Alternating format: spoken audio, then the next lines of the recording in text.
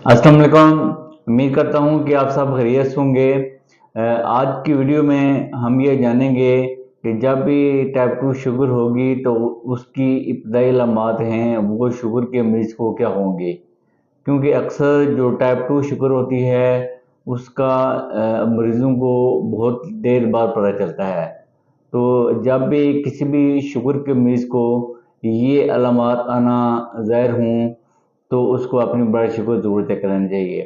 दूसरा, इसके पीछे फैक्ट्स आपको बताऊँगा ये अलामात होते क्यों हैं। क्योंकि दुनिया में तकरीबन जो भी शुगर की अक़साम हैं दोनों में से 1 और 2 में से जो 90% है वो टाइप 2 पाई जाती है।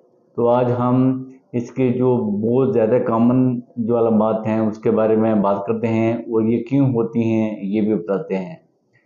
सबसे पहली जो मोस्ट कॉमन जो अलामत है वो है बार बार पेशाब का आना।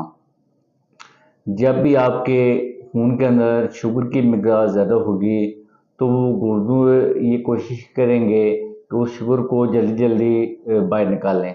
तो उसके नतीजे में जो शुगर के मरीज़ हैं उनको पेशाब है वो बार बार आएगा। दूसरी जो अलामत है प्यास का ज़रा लगना। जब जिस्म के अंदर से पानी का अखराज ज़्यादा होगा तो उसके बदले में हमारे जिस्म के अंदर ब्रेन में एक थर्स्ट सेंटर है जो कि हमें ये महसूस कराता है कि आपके जिस्म के अंदर खून की पानी की कमी होना स्टार्ट हो गई है, तो आप पानी का ज़्यादा से ज़्यादा इस्तेमाल करें। इसके नतीजे में जो आपको प्यास है वो ज़्यादा लगेगी। इसके बाद जो तीसरी अलामत है भूख का ज़्यादा लगना।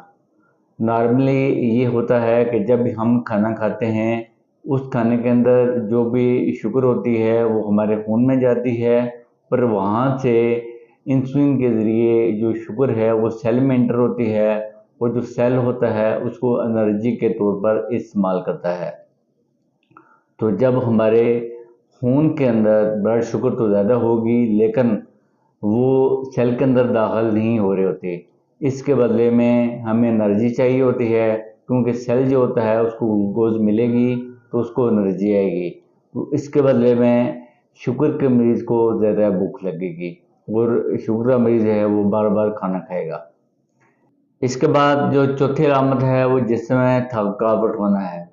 जैसे कि मैंने पिछले स्टेप में आपको बताया कि जब हमारे शुगर है वो खून के अंदर होगी और सेल है उसको एनर्जी के लिए ग्लूकोज चाहिए होती है, तो सेल में जब ग्लूकोज इंटर नहीं होती तो सेल जो हमारा इस जिस्म के जो अज़ा हैं उनमें थकावट से महसूस होगी। तो ये भी बेसिकली एक अलामत है। जब भी शुगर को मरीज़ को ये अलामत हो तो उसको अपनी ब्लड शुगर ज़रूर चेक करनी चाहिए। इसके बाद जो पाँचवीं अलामत है वो ये है कि आपकी नज़र में धुंधलापन होगा।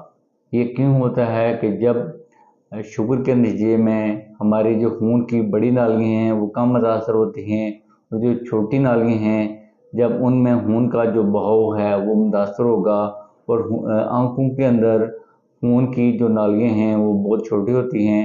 इसकी वजह से भी आँखों में धुंधलापन आएगा, तो आपको जल्दी अपनी ब्लड शुगर जाँच करानी चाहिए ताकि ये आपका मसला है ये बहुत परमानेंट ना हो और ये इब्तदाई स्टेज में ही रिवर्स हो जाए। इसके बाद ये है कि आपके हाथ पाँव में सुन्न होंगे, तपिश होगी। तो ये क्यों होती है? बेसिकली हमारे जिस्म के अंदर जो भी अज़ा हैं उनको जो ताकत चाहिए वो खून के ज़रिए चाहिए होती है। जब हमारे खून की नालियाँ हैं वो बारीक होंगी और उसके बदले में जो हमारा खून है वो प्रॉपर्ली नसों को सप्लाई नहीं होगा।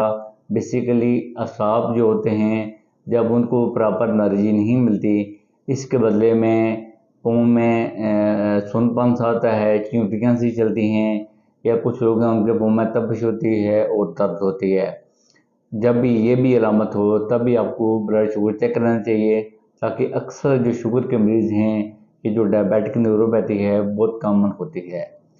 इसके बाद जो सातवां अलामत है वो ये है कि जो आपका ज़ख्म है वो जल्दी ठीक नहीं होगा। इसके पीछे वजह क्या है? जब आपको न्यूरोपैथी होगी तो इसके बदले में जब आप नंगे पाँव चलेंगे या कुछ और काम करेंगे जिसके नतीजे में आपके पाँव को ज़ख्म होगा, जैसे कि कील भी लगेगा तो आपको महसूस नहीं होगा। तो आपको ज़ख़म हो जाएगा।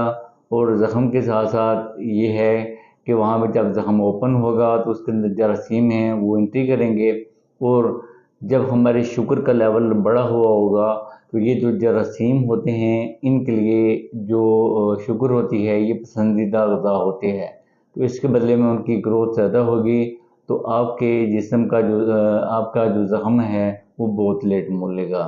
ये भी अलामत हो तो आपको अपनी ब्लड शुगर ज़रूर चेक करना चाहिए। इसके बाद जो 8वीं अलामत है जो कॉमन है वो ये है कि आपको बार बार इन्फेक्शन होगी। अमूमन जो यीस्ट की इन्फेक्शन होती है ये बहुत कम लोगों में पाई जाती है।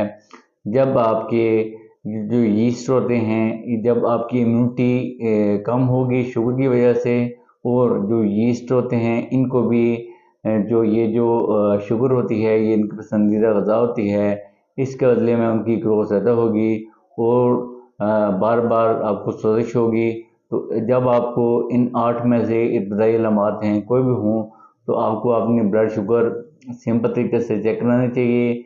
अगर आपका मुआलज कहता है कि आपकी रेंज शुगर की लेवल से ज़्यादा आ रही है तो आपको इसकी ट्रीटमेंट स्टार्ट करनी चाहिए, ताकि आप शुगर की वजह से होने वाली कॉम्प्लिकेशन से बच सकें। शुक्रिया।